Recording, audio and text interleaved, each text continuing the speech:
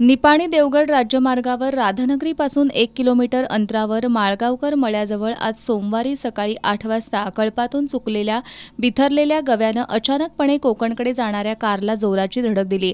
यामध्ये गाडीतील सिंधुदुर्ग इथले निलेश अर्जुन मरगज, कोल्हापुरातील महेश श्रीकांत पाटील आणि आकाश महेश पाटील हे तिघेजण जखमी झालेत।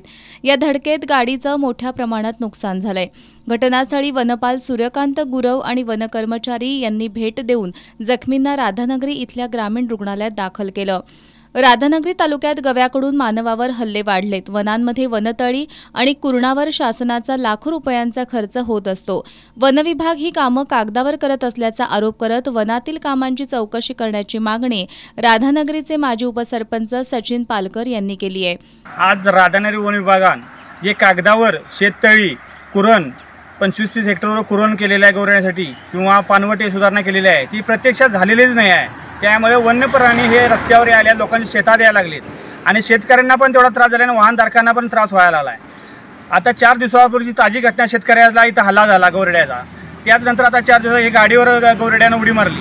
या असं जंगलात पाणी किंवा खाद्य नसल्यामुळे हे शेतकऱ्यांच्या शेताकडे हे गौरडे पळायला आल्यात। याचा बंदोबस्त काहीतरी वन विभागानं करायला पाहिजे आणि याच्यावर काही कारवाई करायला पाहिजे, नाहीतर हे सगळे याची चौकशी लावा। शेततळी जागेवर नाहीत आहेत, नुसतं कागदावरच आहे सगळं। कुरण तयार केले हे कागदावरच आहे, प्रत्यक्षात कुरणच नाही आहे। 25-30 हेक्टरवर कुरण लिखी कुरण तयार केलेलं आहे, तर काहीच यांचं नाही। सगळं असा हे गोलमाल चाललेला आहे। याच्यावर कडक कारवाई झाली पाहिजे फॉरेस्ट ऑफिसवर, एवढी जरा